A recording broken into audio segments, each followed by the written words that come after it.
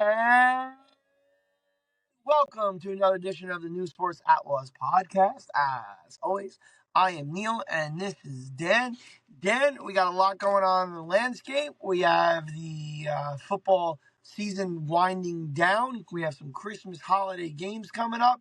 And we have baseball hot stove as well as basketball and hockey. How are you this week, Dan? Yeah, we have a lot. Football is definitely winding down for our local teams. I mean, it might be heating up for some others.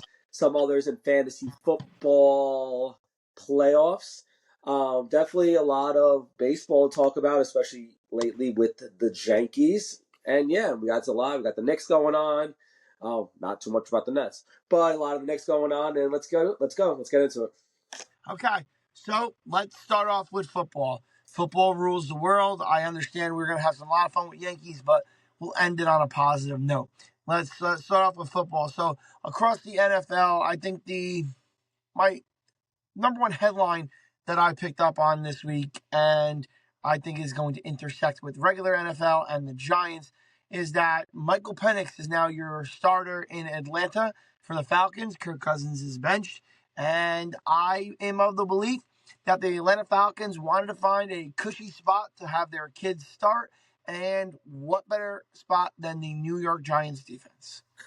Hey, yeah. What a change from, I guess it's really been the last 5 games where Kirky has struggled. Kirk Cousins we're talking about. And it's really weird. I know it's a soft, cushy spot with the Giants, but they signed Cousins to 4-year deal.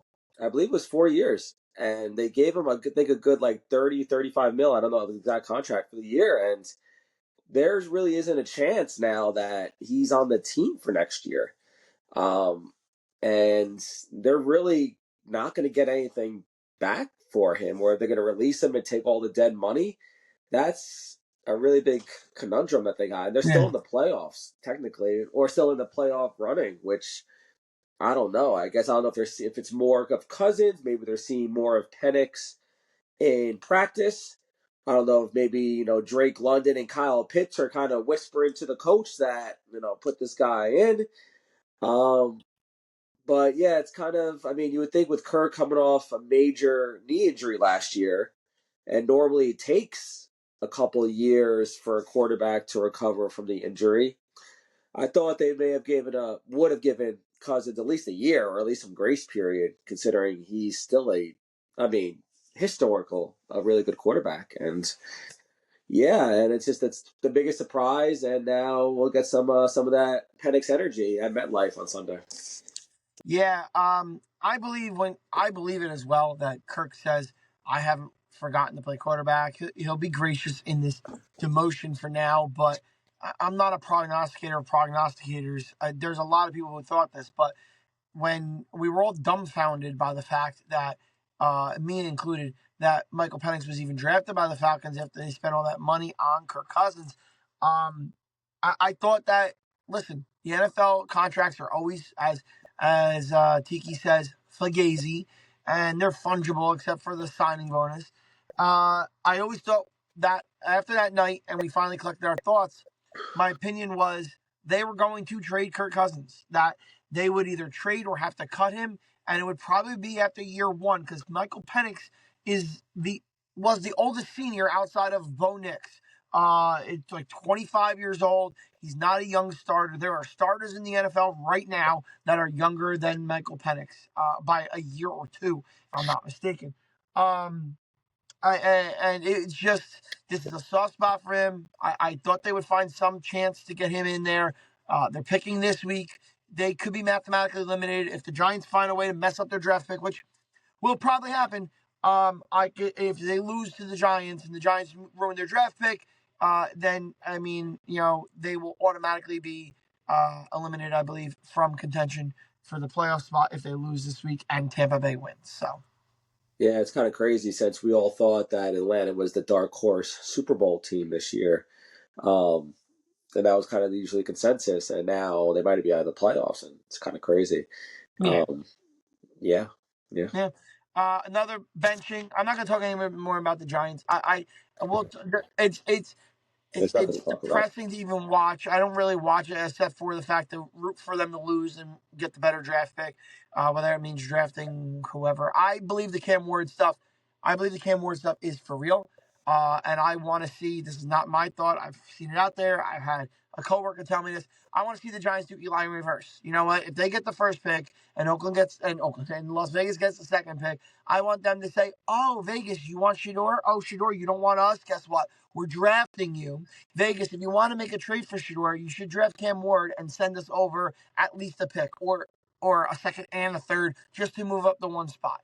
I'm perfectly fine with that. You bring in the Miami offensive coordinator to go with him, so the offense is primarily the same, and I'd be fine with that. So, and get an asset or two because they need more than just a quarterback. Yes, they absolutely need a quarterback, but they need more than just a quarterback. Speaking of quarterbacks, Dan, another quarterback is being benched. We are getting the benching of Will Levis officially, and he is not injured for Mason Rudolph. We usually don't go too far outside of New York, but it's grasping at straws for some of these headlines. How many weeks in a row can we talk about the Buffalo Bills being excellent? Yeah, they gave him a shot, and obviously he's too careless with the ball. They tried it. I mean, I believe he was a second round pick anyway. So it's not like it was like a first round like prodigy that was supposed to kind of failed. They tried. He's a little bit of a gunslinger, but he doesn't take care of the ball. So that kind of had it coming. And then I'm not sure if you were going to get into this, but we saw Jameis is also being benched again for DTR, Dorian Thompson Robinson, which is really weird. And I don't want to really go into Cleveland, but Deshaun Watson was playing the worst football of ever for like a year and a half before he gets hurt. Besides the injuries, while he was playing, they looked the last 2 years especially they did look like absolute dog crap, and they didn't bench him at all. And now all of a sudden, the only offensive life you may have had was when Jameis was in there, and all of a sudden it's easy to bench him for someone that's not going to be in the league. It's What crazy. did you expect with him? I mean, yes, he's a touchdown machine as well. He is an interception machine. So you should have known that going in. He still gave your offense more life than Deshaun Watson did at any point in the last year and a half. So, Yeah. and talking about quarterbacks, and I mentioned about the Buffalo Bills. I was using my last NFL headline here, Dan, to talk about the fact that Josh Allen is a fantasy monster, and he's just a football god. He has killed it, especially the last like 2 or 3 weeks. Yeah, we know kind of what Josh Allen is. We didn't honestly we expected this, but we know that at any given time he's kind of capable of this. But now especially the past 2 weeks, really been 3 weeks actually. Yeah, that 3 weeks since that Sunday nighter that he had that passing and receiving touchdown, and then he had six touchdowns in the loss against the Rams, three rushing, three like it's insane what he's doing, and um, I don't want to get on the high. I'm not sure yet because Lamar Jackson has been phenomenal, like historical numbers. So I don't know if choosing Josh Allen as MVP right now, maybe because he has less. But what Josh Allen is doing for fantasy purposes, especially, is definitely keeping all his teams. I'm sure that every playoff team, at least there's a playoff that has Josh Allen in it, or at least 95% of them. Including our league, where the team who's owned by a girl that's in our league, she's been with us for years. She was gone, dead to rights, and Josh Allen literally willed her to the playoffs, and now has got her in the second round. And of course, I have to face Josh Allen with Josh Allen going against the Jets. I'm sorry, the Pats this week, and the Jets next week if and when she beats me. So brings me to my fantasy question, and I'll use Josh Allen there for you. Dan, I have each position, and I have two guys and who they're playing. Two of the guys I believe are the two best remaining games. If you're in a semi, and then you find yourself lucky enough to be in a final in fantasy, if you had a quarterback you had to pick for the next 2 weeks and you were in a semifinal, would you take Josh Allen versus the Patriots and the Jets, or would you take Joe Burrow versus Cleveland and Denver? Oh, it's no question. I know it's supposed to be cold. It has to be Josh Allen. I agree. Just because Denver still got a decent defense. And Cleveland's a division game against Cincinnati. That's going to be a little tougher, but Josh Allen's on a collision course right now. Go ahead. Don't If disagree. the only thing I'm going to say, and I agree, I 100% agree, if they had no shot at the 1 seed and I thought they could ease him back a little bit, I thought they might. But the fact that Mahomes going down and Mahomes is going to look at producing in the playoffs more important than getting home field advantage, he may very well take a back seat with this ankle and not run as much or not be as mobile as much. Although he doesn't run all that much, but he's elusive and he gets first downs. So maybe even if he plays, he's hampered and they lose. I think there's a chance for Buffalo to capitalize. And if they're alive for the 1 seed, they want that game in Buffalo. Josh is going to play to the last minute of the last game. Yeah, we keep saying, and it's getting kind of close now, where that Josh Allen window, I'm not saying it's closing, but in terms of him getting the monkey off his back by whether it has to be Mahomes or I guess Lamar Jackson's kind of up. He kind of has that monkey on his back too, that Lamar Jackson. So, there's a couple quarterbacks out there that kind of, especially Buffalo though, because they have a chance at the 1 seed, that this could be their shot with Mahomes a little banged up, even though last year I'm pretty sure he was banged up too. I think he missed the last few games last year towards the end of the regular season, if I believe. Also, so it really didn't matter, but they need to take advantage of it and hopefully get that game in Buffalo in their conference. Agreed. Running back, would you take Jahmyr Gibbs, who now has no competition? David Montgomery's out for the year, and he plays San Fran and Chicago. Or would you rather have Saquon Barkley versus Washington and Dallas? I'm going to take Jahmyr Gibbs just mainly because of the no competition thing. Because David Montgomery is obviously out for the year. Gibbs is definitely a larger receiving back, in terms of he's going to get more catches and stuff like that, and he's probably going to see the field pretty much every down. With Saquon Barkley, you still have that kind of Gainwell in the backfield, and you always have, if you're going down at the 1 yard line, it hurts. You know who's taking it. You know it's not going to be a handoff to Barkley. You know at even the 2 yard line, they're going to do the tush push and get that in there. I think I saw the stat where there's 11 touchdowns that Hurts has from the 1 yard line or whatever this year, and those most of the time are Barkley. At least in every other team would be Barkley carries. But with Detroit, I think they have a little bit. I know between San Fran, whose defense hasn't been great this year, and they're banged up, and Chicago, which I think they're kind of packing it in at this point. They kind of shipping it off till next year. Giving up on the coach, yep. Yeah. I think Gibbs has the better matchups. Yeah, the only reason I'm going to disagree is because I think that the NFC least matchups for Barkley are stupendous in his favor, and I will take them only because I don't trust Hurts to throw the ball as much as I trust Goff to throw the ball. So I'll take Barkley, but I feel like that's an absolute toss up. Wide receiver, and here's a couple surprises. I try not to take a lot of guys from the same teams, but Puka Nacua has the Jets and Arizona. Sorry. The Jets in Arizona the last 2 games, and Mike Evans has Dallas and Carolina. Woo. Yes, that's a tough one. I'm only going to say I'm going to say Puka. Just because I feel like they've definitely dedicated themselves, Stafford, to passing the ball, and I remember saying at the beginning of the year that Puka was going to kind of be a bust. We kind of chose our fantasy bust in August and early September, and I think Puka was one of them because we saw Cooper Kupp coming back, and we thought that Cooper Kupp, at least I thought Cooper Kupp was going to be their clear-cut number 1. But with both of them back now, Puka's just been going crazy with Stafford again on the voice. Seems to be healthy. They seem to be kind of a dangerous team kind of coming into the playoffs now.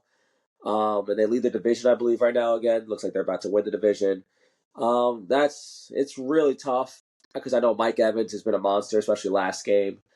Um, but just close. I mean, I'll take Puka, but I think it can go either way. I'm going to agree with you because God doesn't want me to win a fantasy championship. And I'm sure that Mike Evans will absolutely suck this week. I'm sure every throw will go to Sterling Shepard and the Tillman or someone to T. The You have third wide. Kate Otten out there too. Get Otten will catch one, and Bucky Irvin will get one, and Bucky. Rashad White will get one, and Mike Evans will have 5 catches for 55 yards, and I'll lose my semifinal matchup. Last but not least, and I just thought this was interesting because it depicts the old guard and the new guard.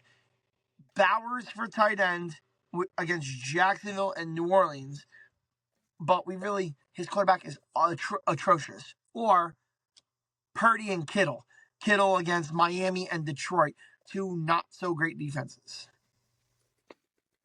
at least against the tight end. Yeah, I'll take Kittle. Just because of that, and definitely has a good rapport with Purdy. And like you said, the matchups are, at least on paper, they're great for San Francisco. So even though Bowers is an absolute monster, and it would probably be the number one tight end next year if I was to kind of guess fantasy purposes. If they have Shador. Yeah, especially if they're drafting Shador or whoever they're going to get. Brock Bowers is definitely a monster, but just for the sake of scheduling purposes and kind of like their quarterback situations, I'll take Kittle. Yep. I agree. If they had a competent quarterback in Las Vegas, it would be Bowers. The kid looks absolutely special. And what's surprising with me when I did my research for this, Dan, that question I wanted to ask you for each position, either or, pick one. The Yahoo has but good old Travis Kelce as the most projected points for a tight end the rest of the way, which surprises me because if Mahomes isn't there, are we expecting Carson Wentz to legitimately just throw to Travis Kelce? Because he hasn't been used in that regard pretty much all season. He's had a couple of games where he spiked, but nothing consistent. That's crazy still, because I know Yeah, lately he hasn't been in. I know Trey McBride's been up there last couple of weeks. Yeah, he Bowers, doesn't like have, you said. but McBride doesn't have a touchdown yet, No, he right? Is doesn't that have the like scored, going but thing? I'm pretty sure. So I did a quick thing. I think he still has the most like the last look at the last 4 weeks, and I think Trey McBride has the most fantasy points of the tight Yeah. ends the last 4 weeks. Still doesn't have a TD, but it's crazy. I didn't even see Kelsey on there. I saw like Laporta, I saw Bowers, I saw some Kittle. Didn't see. That's crazy though. That's crazy. That Yeah. tells you All something. right, so let's finish up the NFL with the most depressing of them all, the New York Jets. Rumors swirling around. They're obviously bringing in GMs. They apparently, I don't. The Jets were supposed to be doing it right this time. They're supposed to be hiring a GM and letting the GM be the main conductor of the coaching search. So why are we finding out that the Jets are starting to have panic attacks that their number one coaching candidate might be leaving them for Ohio State and Mike Vrabel? Yeah, no, it is definitely a dumpster fire that's over there. They definitely need to hire a GM first. I hope they would do that. But I'm sure their number one question is, do you want to like coach Aaron Rodgers? I mean, that's probably their number one question. That should be for every candidate, GM, coach, everything. I'm sure Aaron Rodgers has a lot to do with it, actually. And the thing is, though, like, all right, you're going to have a first round pick. You're going to have a nice pick this year. I guess you go offensive line. I mean, I don't even know. But, yeah, though, they have a lot of questions and no cap room. And they want to bring Aaron Rodgers. And then do they want to bring in another quarterback or draft another quarterback, knowing if Aaron Rodgers is going to be there, or maybe they can bring. There is so much over there. And I would say, like, even the Jets, if we were going to compare the Jets and the Giants, I would think the Jets are the biggest dumpster fire right now. Just because they don't, like, all right, you know what the Giants are going to do. Like, at least you hope, unless they totally mess up their draft pick and get 7 or 8 again, and then they're just out of luck. You know they're Yeah. going to have to go quarterback. What are the Jets going to do? You have Yeah. zero idea what the Jets are going to do. Now then, they got to bring in a new defensive coordinator because I don't think they're going to. Olberg is not going to go back to coaching defense, at least for the Jets. Not unless They're, not unless he has some type of connection to whoever the next head coach yeah, I is. mean, so as of right now, they don't really have an offensive coordinator. They don't have a defensive coordinator. They don't have a head coach. They don't have a GM. Which we'll call it is still there. Whatever he's doing, consulting. Nate Hackett. I don't even know where he's gone. He's gone into the darkness with Aaron Rodgers. There's like a headless team right now, and they got Yeah. no type of leadership with them, and who knows what they're gonna do. They're gonna mess it up somehow, though. I don't know. They're the biggest dumpster fire, at least more than. Maybe this is the way they mess it up. In my opinion, and I guess kind of prediction, is that if they're on the up and up, if they're really listening to this firm that they hired to give them advice, then they'll hire a GM, and the GM decide who the coach is, and they together will decide, do we want Aaron Rodgers or are we going to let him go? If they are still the jet dumpster fire that we know them to be, I could see Woody Johnson shoving Rex Ryan down whatever GM's throat, or I like John Gruden, but John Gruden, because those are guys I think will keep Aaron Rodgers and try to build with Aaron Rodgers, maybe while bringing in a young quarterback to go with him. But like other guys, like if they get like a Ben Johnson, if they wanted to get a Ben Johnson's not keeping Aaron Rodgers here. So I'm just trying to say, it'll look how much influence does Aaron have with Woody, which is what as an independent football observer, I'm trying to tell you that I think as Evan Yeah, IFO or whatever, that's why I laughed. um, I think that's really the tell. If they hire a GM that has no connection and the coach is not Rex Ryan or somebody who would keep Aaron Rodgers, then I think Woody is hands off.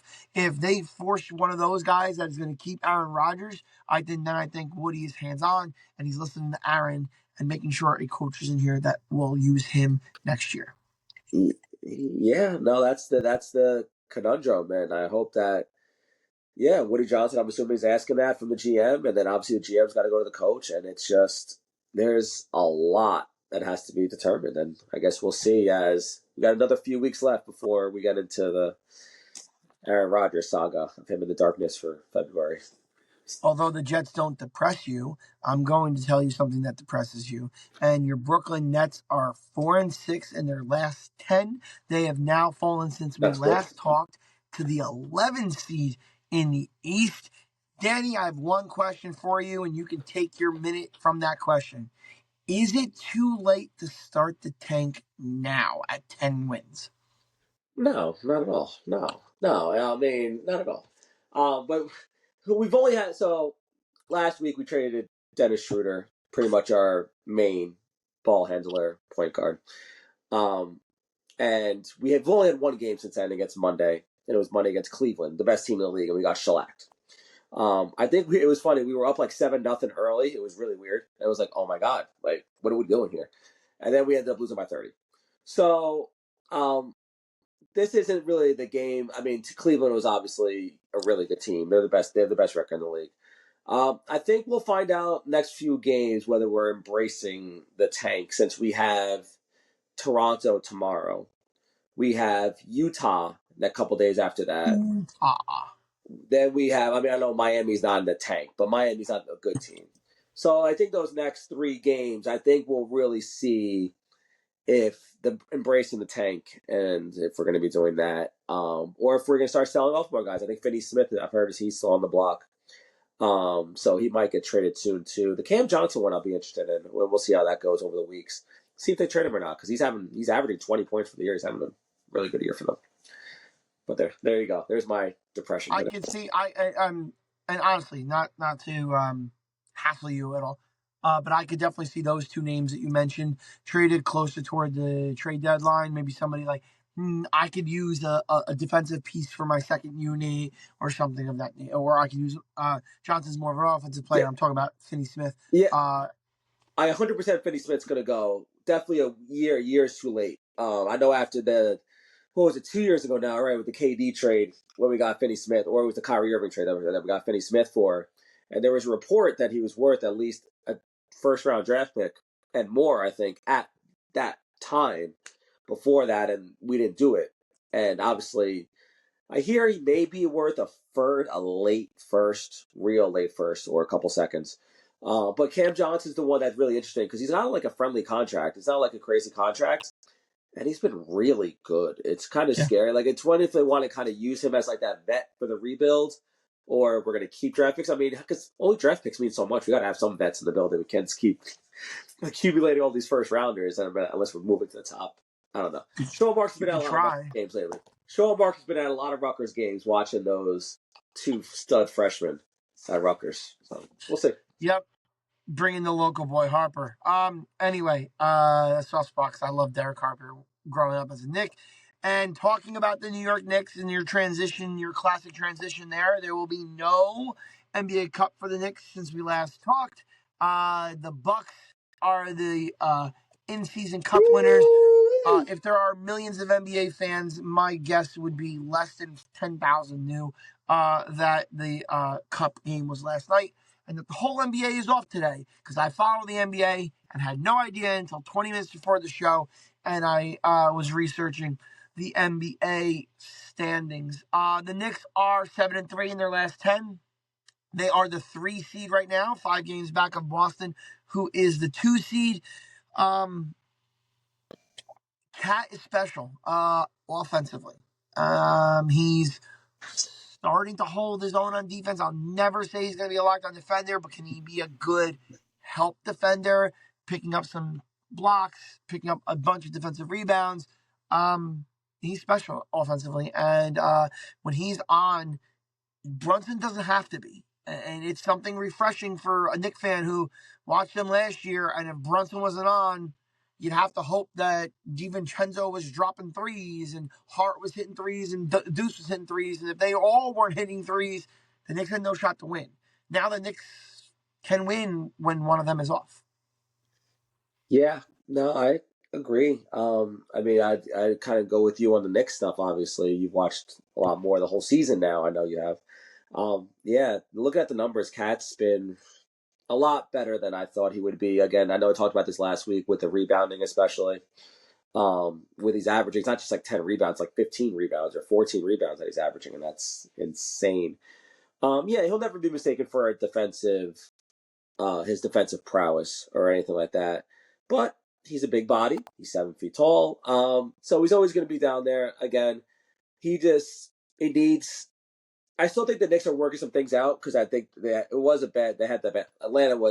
They should be able to beat Atlanta. And they were kind of down most of the game, I think, or they were up, and then the third, fourth quarter, the Hawks kind of ran through them. I know they had a nice win. They just clobbered the Magic without. I know they're injured, but they clobbered them. They did what they had to do. They clobbered the Magic. And yeah, no, they just kind of got to get some gelling down. I know Bridges has looked okay. Over the last few games, they're 16-10, like you were saying, third in the East, kind of where they should be. It's just a matter of kind of as the games go on, see if we need to make. I still think you need a big man. I know Mitchell. I'm not sure if there's an update on Mitchell Robinson on the horizon, maybe in January. But it's definitely going to cause some gelling, play some games. You have Dante DiVincenzo coming back to the building tomorrow. I think it's at the Garden, right? Do you know if it's at the Garden? I think so. Okay. Well, he's playing the Knicks again. Whatever. So yeah, it's just they're looking good right now. Cat looks like a monster. Would you say? Just a question before we move on. I'm going to assume the baseball. That Brunson is still their one. Yeah, I still believe what I told you. Cat and Cat's just 1B. I guess he can't be a 2. Yeah, like I told you a couple of weeks ago, for the sheer fact of him being a point guard, I think he'll always be 1A and Cat will be 1B, and that was my theory behind the Knicks. I thought that would be. Now I have amended that a little bit because before we talked a couple of weeks ago, I said I thought Cat and Brunson would be 1A and 1B, and then I thought there was no number 2, but your number 3 and 3A and 3B would be Bridges and OG. And although Bridges could still be very beneficial to this team, I think OG has really solidified himself playing out of his mind offensively and still playing the lockdown defense that he has. He's your number 3. It is Jalen Towns on different nights, 1-2, and then your number 3 constantly is OJ. Yeah, I agree with you. He's definitely shown leaps and bounds of his offensive improvement in terms of his shot creation. Not just a guy who's just going to stand at the 3-point line and just make open threes. He's been able to push some guys out the way with his strength and get some buckets. Yep. I can't believe we went 30 minutes and we did not get to Major League Baseball. Anyway, couple things that happened since we last talked. Tucker went to the Cubs, and then the Cubs subsequently decided to save some money after they brought in him for Tucker for a trade, and they trade the Bellinger to the Yankees and all of that entails. So, what did you think about that move? Yeah, definitely the big positive is his defensive versatility. In terms of he can play left, center, first. Um, and I think that was where kind of a huge. Those were a huge, almost like you filled two holes with one body defensively. Um, so I know 2 years ago that was he had his really breakout year. He batted like 300, 307, I think, with the Cubs 2 years ago. Last year, I think it was only like 260 something, which would be really good for the Yankees. And had 18 home runs. I think we'll find somewhere in between there offensively. I can see 20 something home runs, but I think he's defensive versatility, especially now we can kind of give Judge DH days, which he really didn't get too many of them until he got some later in the year, but gets him out of center field, gets some more right field, a little more rest for Judge. I'm not saying he's getting old, but he's a big guy, obviously. And we also know that, Stanton's not going to stay healthy the whole year. So, well, plenty of DH. I think that's kind of the biggest positive from that. And a lefty stick, which we needed. And I really like it, considering we only gave up. I know we kind of took up a lot of the contract, which is I think it's like $25 million, I believe, for only 1 year, but there's a player option for the second year. And we only gave up Cody Petit, whatever, which he was never going to be. He was always pretty decent, but he was never going to crack the major league roster for the Yankees. No. And I think over the 2 years, since it's a player option, and everything I've heard is that Bellinger wanted the Yankees, has wanted the Yankees now for a while, and wanted them. I think it was last year when the Cubs brought him in on that deal, or was it 2 years ago? Anyway, it's 50.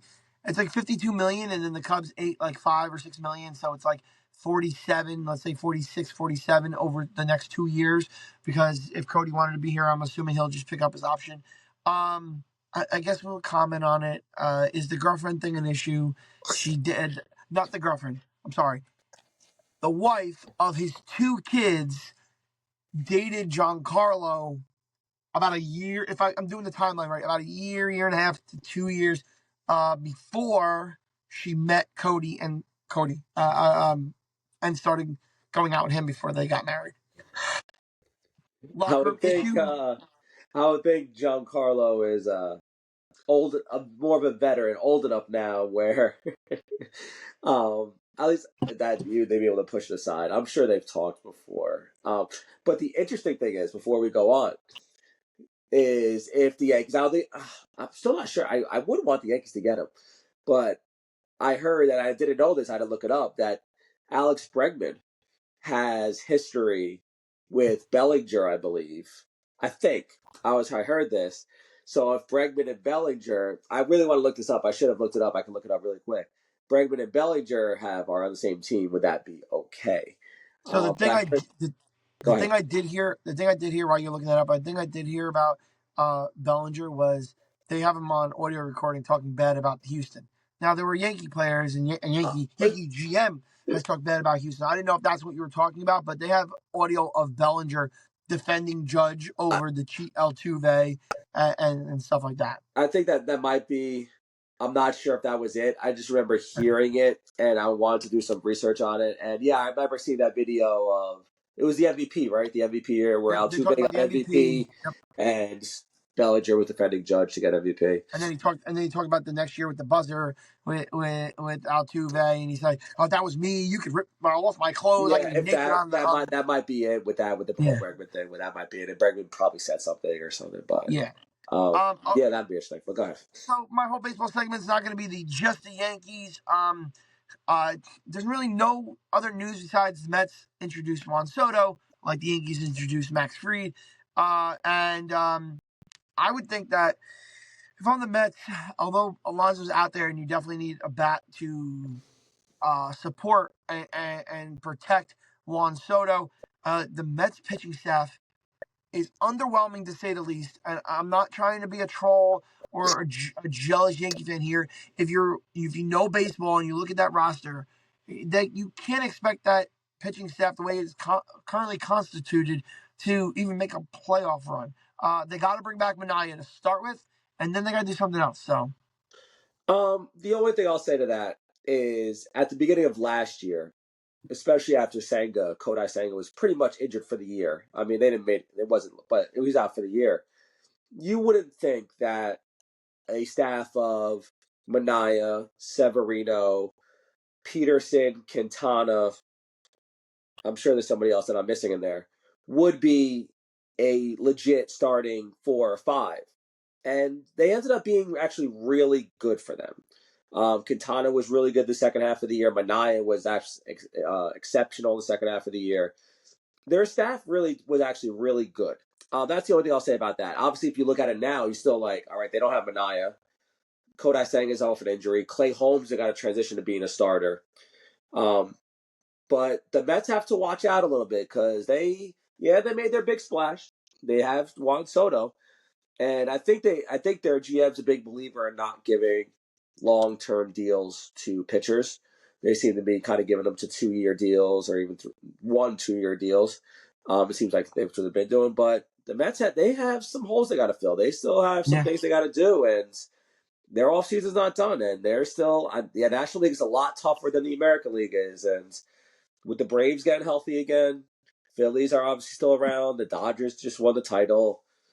The Mets got a lot of work to do, and I Yeah. hope they don't think that Soto is going to solve all of their And issues. listen, there's no guarantee the Yankees will get back to where they were this year, but even Met fans that are objective will tell you that even before the Yankees made a trade for Bellinger, even before the Yankees, if they make a signing for one of these other bats, meaning Walker, Bregman, or Alonso, or Santander, even before any of that, with even before Max Fried, you probably could have made an argument that the Yankees, if not the best, one of the two best in the American League. You might not be able to make that argument that the Mets are one of the two best in their own division, especially with presently constituted. As of right now, you lost Alonso, who's not signed yet, and you replaced him with Soto. That upgrades them, but they also lost And Manaea, 2/3 of their Manaea is definitely 2/5 of their starting rotation in Severino Severino, and Manaea. Mania, who is not signed yet. So the Mets got a lot of holes to fill. Stop worrying about who little brother is. You will always be little brother. It'll be no offense to you, Net fan. It'll be like the Knicks and the Nets. Even if it's 1%, the Knicks are always big brother. The Nets are always little brother. The Yankees will always be big brother, and the Mets will always be little brother. It doesn't matter how many. I don't care if you win the next 5 championships. Guess what? Check scoreboard. We have more. I don't care about Tommy Lugar.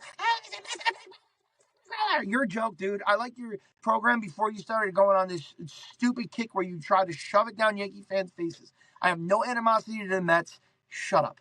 Yeah, before I was going to make a point. Before I get into that, it was like, yeah, it seems like a lot of these Met fan personalities, are really all of a sudden now tooting their own horn after Juan Soto, especially more when the Mets made the playoffs and they were making their deep run, and yeah, they won one more game against the Dodgers, whatever, and now and Soto. People like Tommy Lugauers, the Sal Licatas. That's really the main two. I don't have a problem. Evan Roberts has been okay. Boomer and Gio have been okay. But mainly them two, Sal and Tommy Lugauer, have definitely been on like they're trash. All of a sudden, I saw Clay Holmes is better than Max Fried at the number 2 position. They're talking about they need to calm down. And yes, they're excited. It's good they're excited. And the last point I want to say is it seems like we're at this time where the little brothers of New York have been trying to overthrow the big brothers, similar to what the Nets tried to do with Kevin Durant, Kyrie Irving, James Harden with the Knicks. It's a little different with the Jets and the Giants, but when the Jets with Aaron Rodgers and Devontae and everyone else that they signed, now the Mets with Soto. It seems like everyone's trying to. I mean, I've kind of since I'm like, yeah, I'm kind of hurt by the Nets one, and I've kind of see the same thing with Soto a little bit. But they need to realize that they need to calm down, make the playoffs again, maybe make the World Series, or maybe get past the Dodgers, and then we can start talking about big brother, little brother. But in the meantime, shut up. Yeah, and my parting saying I want to finish with for baseball is I don't want Pete Alonso. Yeah, we need a first baseman. I don't want Pete Alonso. The guy I want to take from the Mets just to stick it to him.